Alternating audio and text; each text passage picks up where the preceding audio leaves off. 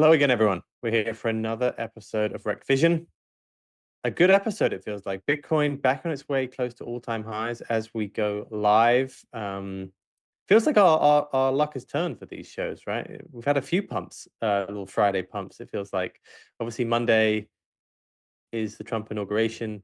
There's a lot of expectations suddenly now going into that. How are you feeling about the market here, OSF?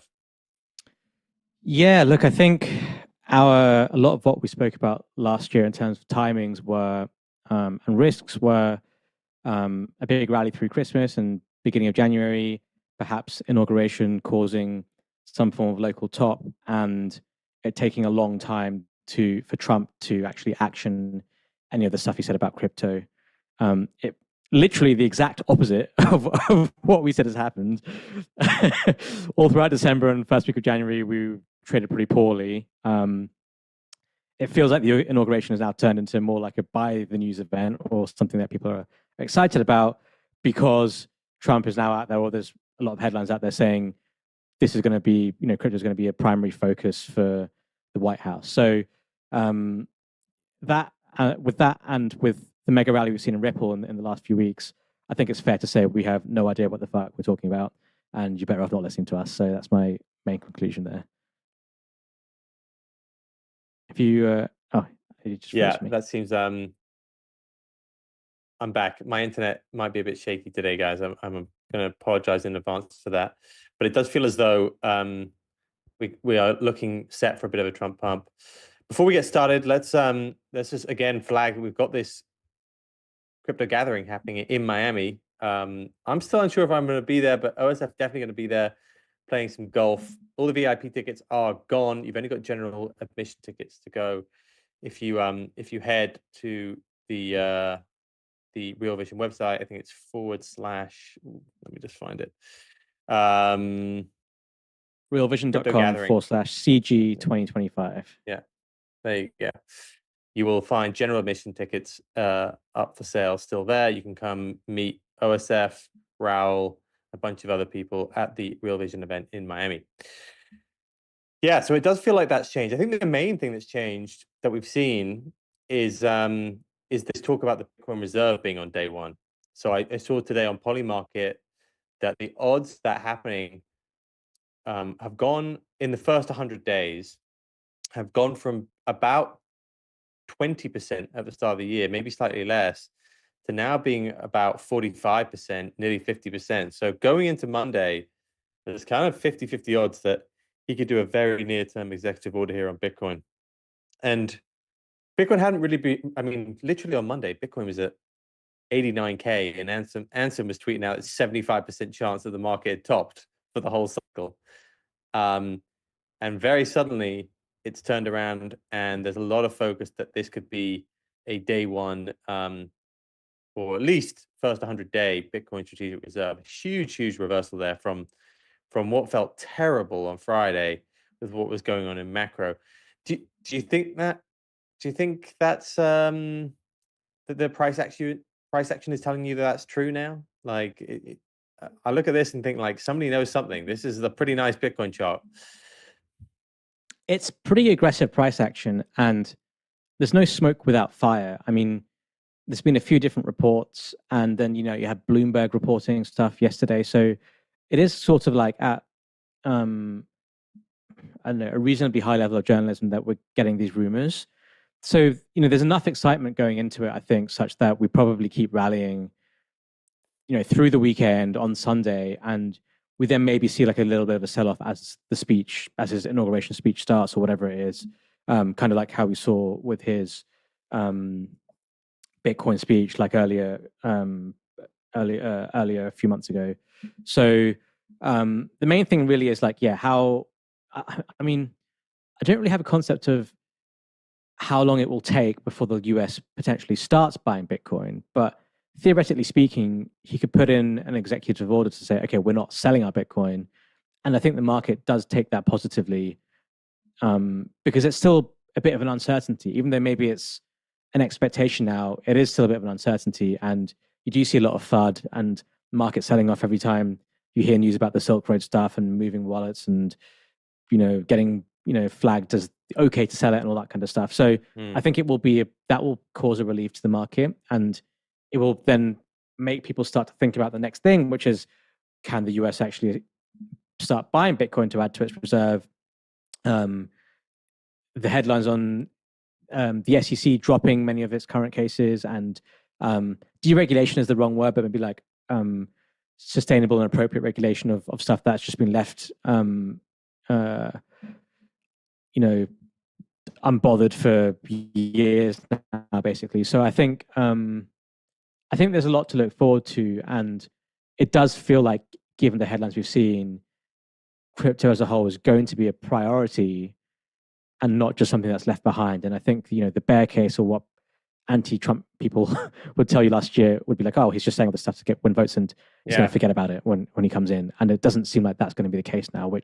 And that was we always spoke about that as our risk for this year. We were like, if Trump follows through, we can have an extended bull cycle and things can go, pretty crazy.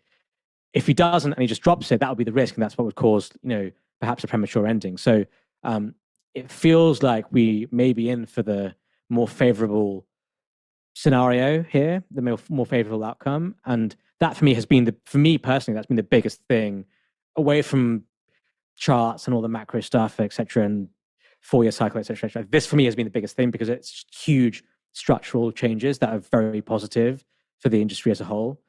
And it's got me feeling pretty bullish, much more bullish than I was feeling maybe just even a week ago, I think.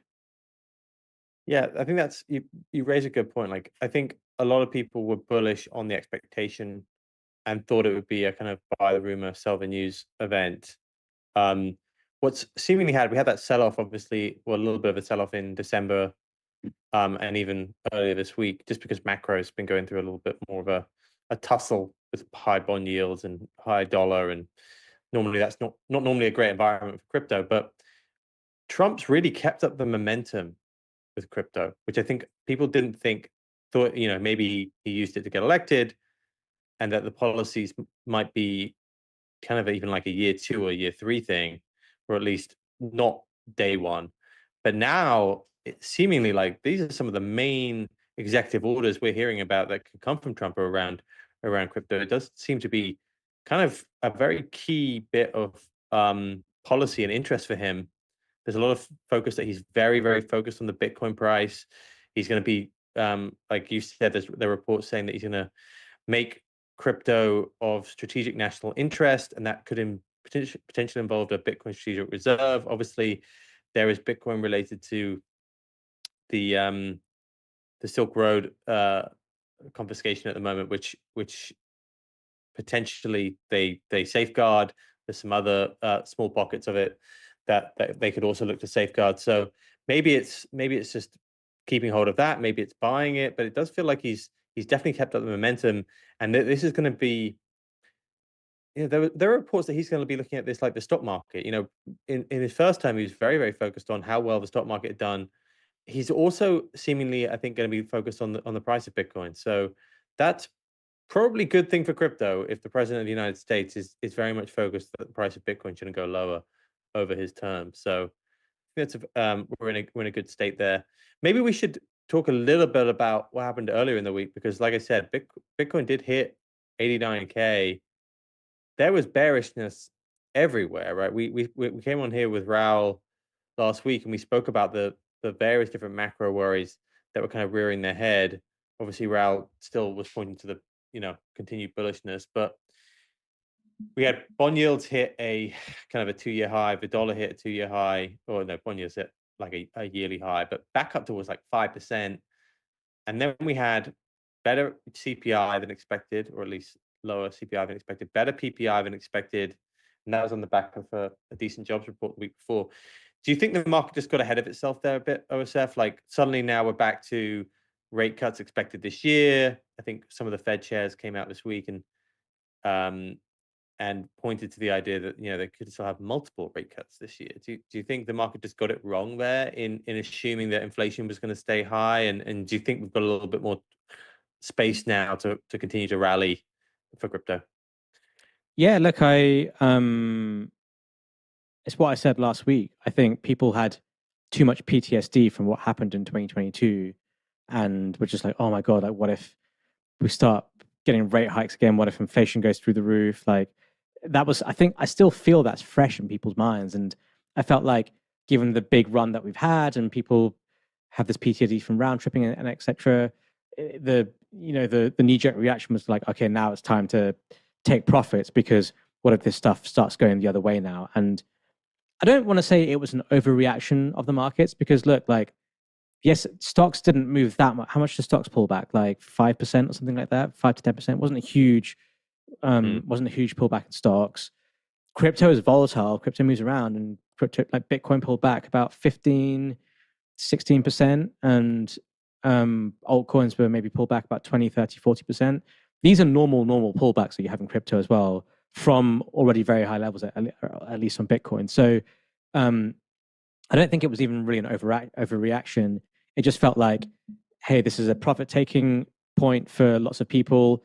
Maybe like long-term capital gains is a factor for retail as we turn the year, and the US tax year and all that kind of stuff. So it seems like those were really the factors. And yeah, like we had PPI come in below expectations. You had CPI come in line, but below expectations on core. And just once again goes to show, like, inflation numbers are not really that bad, and it will take a lot, in my opinion, for them to get to anywhere near the levels we saw in 2022, because we're sitting here right now with the Fed base rate at, I think, 4.5 to 4.75, and when this stuff kicked off 2 years ago, the base rate was like 0.25 to 0.5%, and inflation was already at like 5%. So just you're in two very different environments, and the Fed doesn't have to hike rates. Maybe they keep rates this level for longer, and that will mitigate inflation. Maybe we have more rate cuts. Like, that's not what people were expecting a week ago. So I just think it was, the fear in the market was maybe overblown, but price action was actually kind of like more normal to what you'd see, I think, in any rallying market that's hot. Yeah, you make a good point. Like the market, I think people obviously have recency bias, so they think about 2022, like, oh, we're about to have it in 2024. Like, there were a special set of circumstances there, like off the back of COVID, with a number of different supply side issues, and then a huge amount of demand came back, and then obviously you come off a huge period of money printing as well. Like, that was a real perfect storm for inflation. In the last 2 years, we haven't. I mean, you've had money supply coming out of money printing out of China, but like the US has been in quantitative tightening. I mean, you could argue there's been money supply by different methods, but it hasn't nowhere been near as accommodative than the period before that. And then you had, obviously, a lot of the supply side issues are not really there anymore. Oil has gone up over the last week or so, mainly because of sanctions potentially for Russia, but it's not like where it was, where oil was nearly $130 or around about that. Like, things feel very, very different now. So I agree with you. Like, it would be a huge departure, and I do think the bond market probably got ahead of itself there, in terms of inflation expectations and the lack of need for rate cuts. So macro, seemingly, I think, is probably going to still be a bit data dependent. We've obviously got, but we've had the CPI, we've had PPI, we've had NFPs already this month, so we're kind of waiting until after the Trump inauguration next month. I do think each one of those data points is actually much more important now than it was last year. Last year it felt like that was very secondary, and this year I feel like those ones are going to be very, very important for crypto, just because macro is going to be moving a lot more with it. So if you're just looking at crypto, it probably makes sense to have a little bit more of a macro head on, I think, at least for Q1, Q2 this year, because I think they're going to be pretty important. But does feel like for now everyone's straight back to assuming we're going to the moon, on the back of this Trump trade. I guess the only other thing to mention here was kind of the AI stuff that we had spoken about last week with Raoul. That had actually kind of been decimated by Monday. That figure that had hit around 15 billion went all the way down to around 10, and then completely V-shaped up to around 18, 19 billion on AI agents this week. What have you been looking at a little bit? Like, I guess maybe I'll frame it for the audience in that at the moment we have the memes, which is the truth terminals, first kind of coins when they came in. That's Goat and Fartcoin. Then you have the marketplaces, which is things like virtuals, and let's say infra, things like AIXBT, ARC, which are both big open source repos. AI16Z, AI16Z, sorry. And then you have some of the agents themselves. AIXBT has been one of the most successful ones there. And then recently you've had like more applications, which I think can relate to the agents themselves, but you've seen things like DeFi meets AI, AI-Fi or DeFi, I think they're calling it, plus some other like smaller applications and things like the metaverse and gaming and all this sort of stuff. What's caught your eye this week on that dip? And then what do you think looks strongest right now? Yeah, look, I think just to reiterate, I think I'm really, really bullish on this entire like AI infrastructure and agent space for this year. A lot of last year, when we talked about stuff, I was like, I'm only in memes, like I'm only in meme coins, I'm in nothing else. Maybe like a little bit of majors.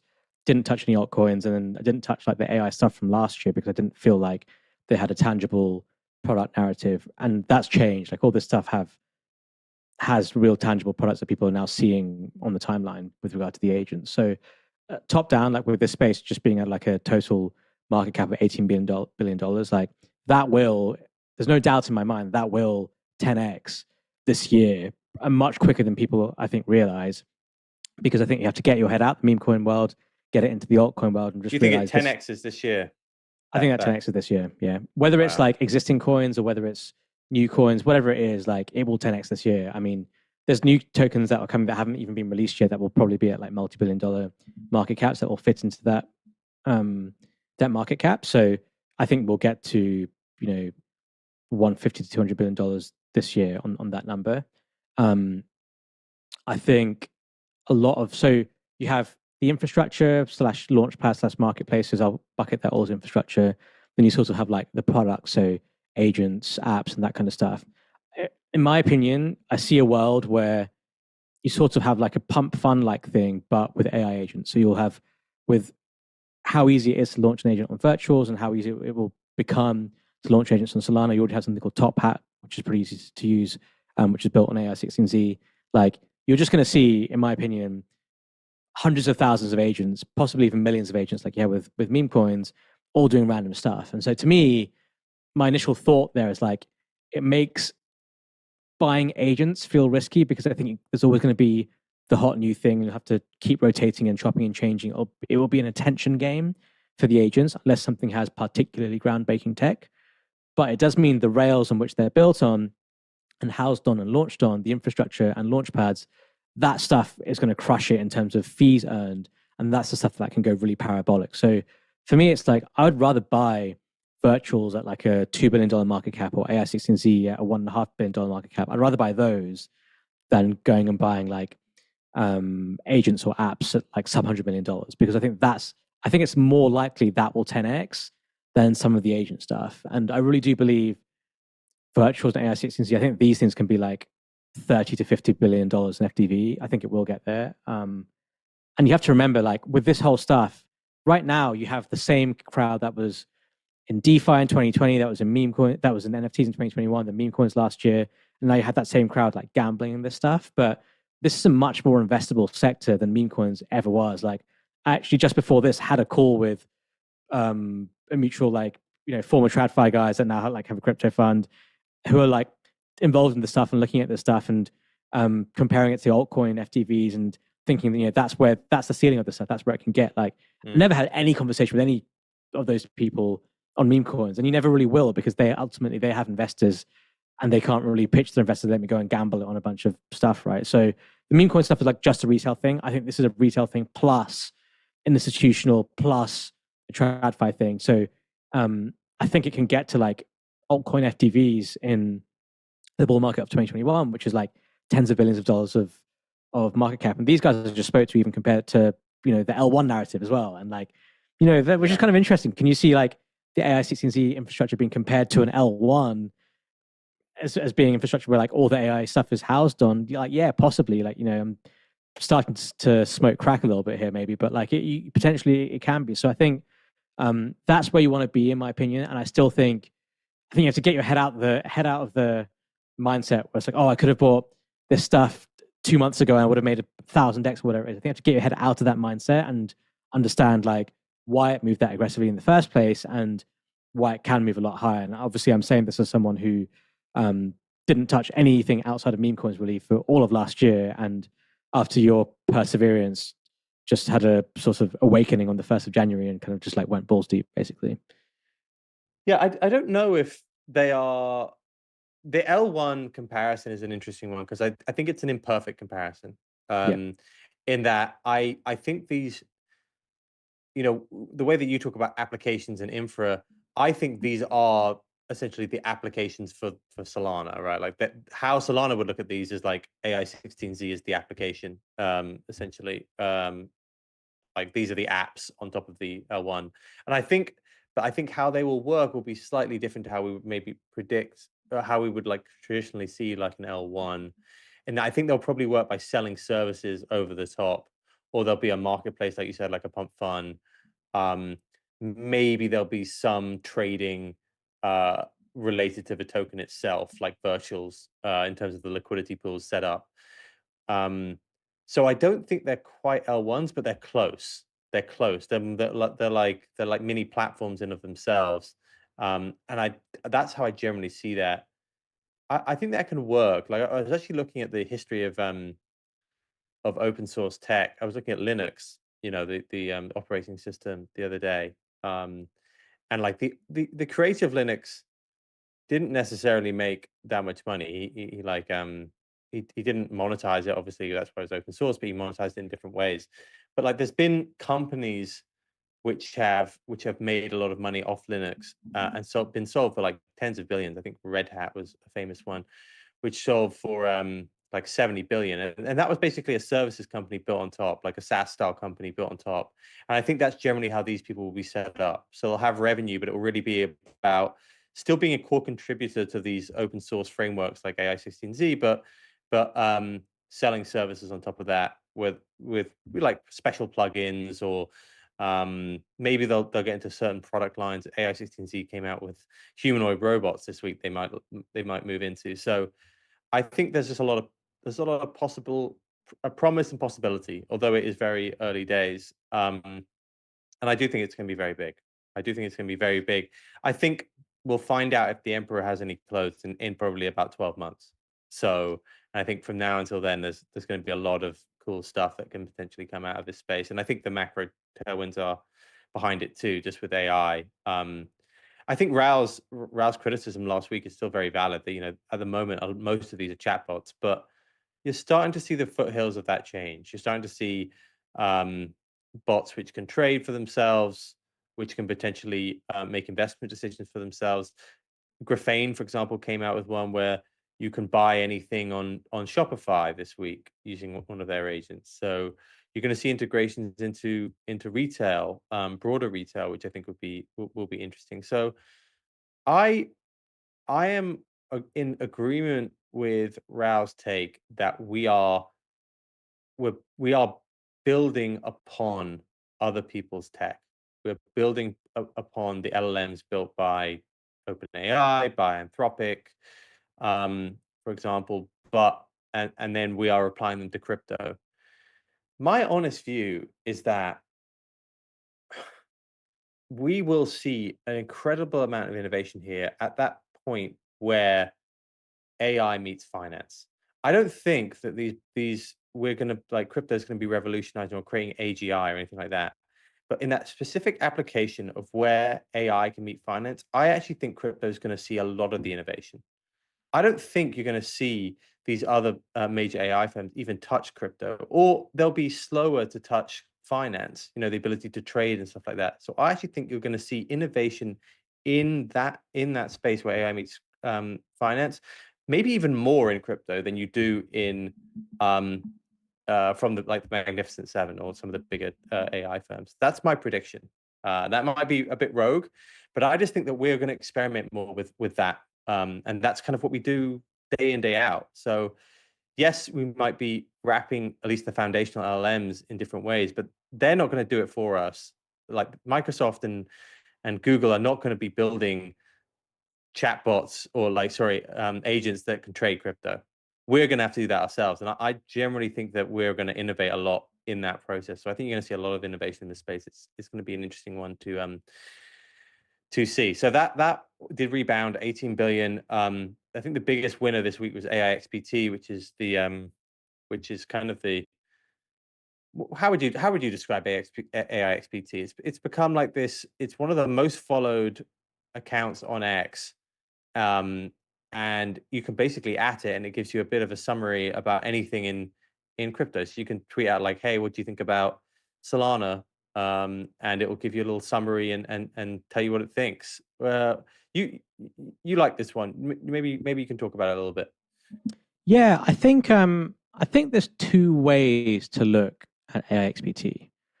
The first way is looking at it as like, hey, this is a really good source of information on crypto. Like they have you can tag it on crypto Twitter and it will give you a short reply. But there's also a terminal that you can access if you have 600,000 tokens, and it gives you're guaranteed a response basically in shorter time, and it gives you like much fuller length answers basically. So, I've seen a couple of theories and research like analysis on there out there that, comparing the terminal to a Bloomberg terminal and saying this can be like a really powerful source of information because of how well trained it is on CT.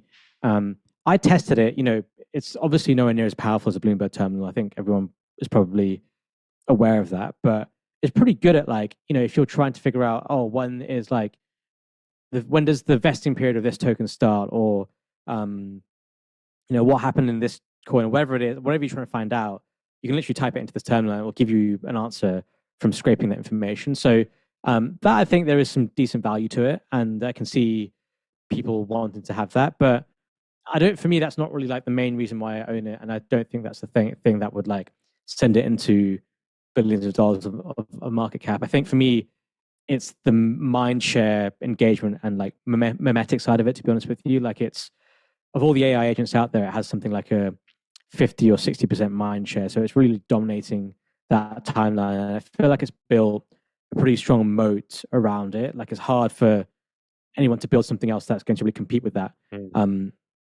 You can build the same thing and maybe have better results based on your trades, but I think it's going to be tough to really beat that from just the engagement side of it. And it is kind of like a meme. Like people will tag it and say funny stuff and ask it about random tokens, and it will give you sarcastic and satirical answers. Like it has become a bit of a meme. So for me, like I know you have obviously Fartcoin and Goat, which came from the Truth Terminal, and maybe a couple of other AI style meme coins. Obviously, there's REKT, which has an AI agent as well. But for me, this feels more like, and it's not like a full meme, but it feels more like it could be the mascot or the champion of this entire AI movement. I mean, the ticker is literally AIXBT, and it has a really good, and it's like a purple Pepe. Like it has a very good, it has very, very strong branding, in my opinion. And if you come in as a new person and you're like, shit, I need to buy some crypto and AI, what do I buy? Your initial thought isn't necessarily like, let me buy Goat or Fartcoin. Those are probably different trades now. It's probably like, okay, like I see this AIXBT thing, like that's the thing everyone's talking about. That's the thing I see all over my timeline. It's called AIXBT. It feels like I should buy that. And that for me is like, I feel like that's a better left curve trade within the mid curve trade of AI than some of this other stuff like Fartcoin and Goat, which obviously is apparently a majorly controversial thing of me to say, given the entire world is long Fartcoin right now. But I actually think AIXBT will become more of a mascot for AI, and I think it will outperform Fartcoin, I think, in the next few weeks and months. Yeah, it's an interesting take. I think if people don't know, Fartcoin's been an also huge mover this week. Obviously a very different sort of trade. People who own that, I don't even know if they think it's an AI coin, but I think what you're saying there is very true. AIXBT has been interesting for a while, just because it's quick to becoming the number one crypto thought leader, right? Like it's got nearly 400,000 followers. It tops all the mindshare stats for follows. It's really become something quite big. And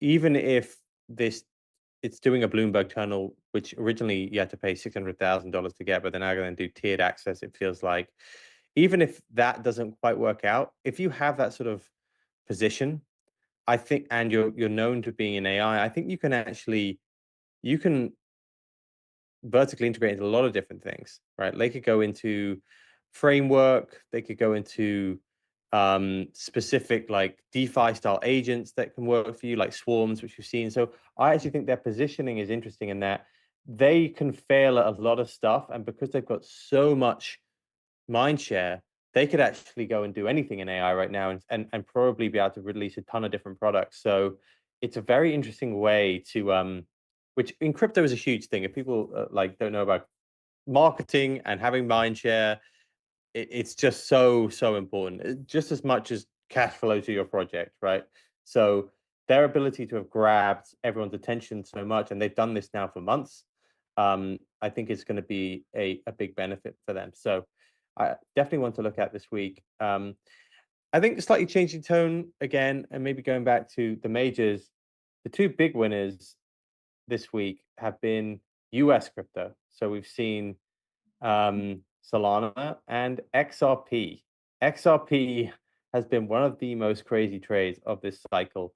It is now becoming kind of a US darling for crypto. Everyone's saying it's going to get a lot of institutional adoption under Trump. It's nearly flipping ETH. As we speak right now, XRP's market cap is around 320 billion. ETH is around 400 billion. So kind of a 10% move up in XRP, a 10% move down in ETH would lead to a flippening here. Solana also got a bit of a bounce this week on the expectation that it would also get an ETF, that it was going to get some sort of strategic national boost from Trump, given it's seen as being US based. What do you think here about those majors of ETH, Bitcoin, XRP, and Solana? Man, I honestly thought XRP was a dead coin, and I know lots of our viewers own XRP, so definitely I hope you didn't take our advice to sell your XRP. It's the trade of the cycle, and I think the whole of crypto, every single crypto, talking head missed it. Well, the vast majority of them did. Yeah, so I think that's definitely caught me off guard, and I don't know. I just thought it was like a dinosaur coin that wasn't really doing anything, and now suddenly, the tech gets better as the price goes higher, I guess. It's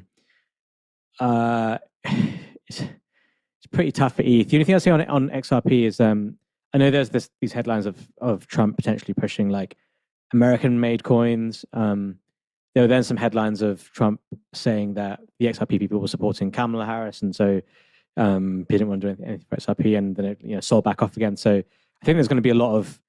I mean, Trump is like very vocal about this kind of stuff, and I remember trading markets back at Barclays when Trump was in presidency, and like everything was basically around Trump tweets. Every time he tweeted, like the market would move up or down, and you could never really predict it. So it feels like we may start to get a bit of that with crypto. So I don't know, until this stuff is finalized, I think you just have to take it all with a pinch of salt. But XRP and Solana feel like they now have the wind beneath their sails with the ETF stuff. One thing to note is ETH did have an ETF last year and didn't perform very well. So can you argue that Solana and XRP would perform any better than ETH? Well, it does feel like they have a much stronger retail backing than ETH does, given the price action in crypto. So, and there are probably more powerful narratives they can push out. So I don't know. Once again, unfortunately, it just feels very challenged for ETH, where it's like not really looking forward to any major catalysts. And the big catalyst it had last year, it underperformed on, and now that catalyst has been transferred to its biggest rivals. So I don't know. Like, I don't know what the bull case is for ETH right now, and maybe that's the reason you should buy it, because everyone once again looking the other way. But I think it will take a long time to play out, unless obviously like the Liberty Fire stuff has been buying a lot of ETH and investing in ETH. Yeah, but I don't know. I don't think that's a needle mover for me. Yeah, I think no, I agree. 85% chance apparently on Polymarket of a Solana ETF this year, 70% chance of an XRP ETF. There was talk today of a Doge ETF. I think one of the big ETF providers came out and said they are expecting a Doge ETF in 2025. ETFs, I think, are going to come for all the major assets. Oh, it's down to, is that right? Oh, that's only by mid-year. Yeah, for the whole of the year, it's slightly higher. But it does feel as though we're going to get ETFs for the other coins right now. That's going to be a tailwind for the whole of the space. Solana has these unlocks this month, next month, and March. I said last week that I think it looks unbelievably cheap to me. I think Salana could giga ascend in this environment. I really, really do. Yeah, I think we're sort of in that unlock period now where maybe that was the reason why it underperformed for the last few weeks. And we're kind of over that hump now. Just like how it rallied a lot aggressively on the meme coin stuff last year, it could possibly rally on the big AI stuff this year as well. And there's obviously, it feels like AI is like a battle between Base and Solana right now, and there's some good stuff on Base, but there's obviously going to be a shitload in Solana. And yeah, I think Solana flipping ETH in the next 12 months feels like a very real possibility to me. It's interesting that you said that as well. Like, it's Base. It's not happening on ETH1, it's happening on Base. And there's a lot of talk even that Base might even spin out as its own chain completely, right? I think ETH, I was more constructive on it in Q4 going, which wasn't a bad trade, right? Like, it was but I wouldn't own it for the first half of this year.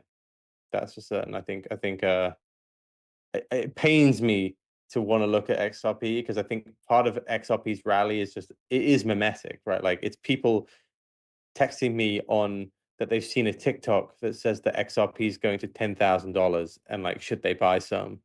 And I still don't. It's still a show me story to me. Like, there's not actually that much going on XRP yet. Like, they've only just got a stable coin in there. So it's really just like, will Trump lead to massive institutional adoption? Plus, will you get plus the memetics of it right now? Whereas Solana just feels undervalued. I think you've probably got another month or so potentially to get it because of these unlocks. But once those are seen as partially done, I think that one could re-rate pretty quickly. Yeah, I think so. I think it's going to be pretty. It's going to happen very fast, I think, and I think it's it's the 17th of January, right? Like, people have started to put money into stuff, but I think a lot of people are like, okay, where should we invest? Should we be going in AI? Should we be growing Solana? All that kind of stuff, and that will figure itself out in the next 2 or 3 weeks. But I think the narratives have already been set. So I guess what I'm saying is right now you're seeing like the front running of the big trade, but we haven't seen the big trade be put on by the big boys yet. And when that happens, I think the stuff will move. It will move accordingly, I think. I was actually watching an interview with Raul yesterday. He interviewed a fund manager, Richard Galvin. It's a very good interview. Based out of Australia, he is. But he was talking about how they've put the majority of their investments away from the L1s and into the apps themselves. So, which has been like a bit of a grave trade in recent years, because the apps are often undervalued in terms of like a cash flow multiple versus what you would see in tech stocks, for example. And the L1s have generally held up okay during the bear cycles. But I do think there's something to be said about that. Like, he pointed out Radium on Solana. Radium is making billions of dollars of revenue at the moment. In fact, I think its burn each year is something like 300 to 400 million annualized Radium. Wow. And it trades at $5 billion or $5.5 billion. And I did think about that and go like, maybe with this move to crypto being a bit more accepted by institutional funds, the trade may be out of the L1s and into some of these applications. So part of me did think like maybe Solana's the trade, but maybe Radium's the trade. You know, Radium is easily the #1 fee creating platform on Solana in crypto, even away from like Tether. And obviously it has the integration for Solana DeFi, it has the integration with Pump Fun, and has made the jump into doing buyback and burns of its token. You know, like it's fully doing the dream for crypto, which is that you actually get to share in the upside of the token making the revenue. It's not just like some DAO governance thing. And I think I'm going to be on the lookout for that a little bit more. I think this year, like maybe this is the year to invest in the application layer over the L1s. Like maybe block space is slightly too overvalued with things like ETH. I don't think it is with Solana, but if more broader tech investors start to look at, let's say, we start to get ETFs for a whole range of assets, right? And you now suddenly this space is investable to tons of different other investors, broader in TradFi. They might look at some of these protocols on a cash flow multiple and go like, wow, which traditionally like no one has really done. Like everyone's just bought memes because the only real people buying this stuff has been retail. But maybe this is the year that we start to see some of those things really re-rate, and maybe like Radium could go to like 20 to 50, you know. That was maybe something. We're gonna have to do a slightly shorter show, unfortunately, today. We're not gonna do questions. Questions are gonna have to come next week. If you come, we're gonna do the special drinks with OSF and Mando. Obviously, we're also going to be in Miami, so you get to ask us a bunch of questions there. But I thought I'd kind of end on that. I don't know if you have anything you wanted to add there, OSF. Nothing further to add. I think it feels like you just remembered you had to leave in a minute. But nothing further to add. But watch this video. You should watch it too, OSF. I'll definitely watch it. Yeah, it's very, very good. He looks like he has a good life in Australia and kind of TradFi background. But maybe this is the year to invest in applications. That's where I came out from. How long is the video? Maybe it's like an hour. So you can watch it on I'll definitely. You can watch it on 2x speed and then get through it. 20x speed, yeah. Yeah. Right. Well, with that, we'll wrap it up for today. Exciting times in crypto, I think, and hope everyone is doing well out there. So yeah, that was REKT Vision. Before we head out, quick question for you guys. Let us know in the comments.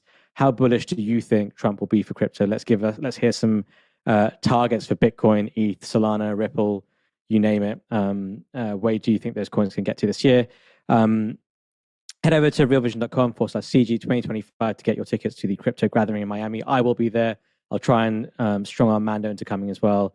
And with that, we'll see you guys next week. Same time as usual, 11:30 a.m. Eastern Time, 4:30 p.m. Greenwich Mean Time. I hope everyone has a great weekend. Take care, everyone.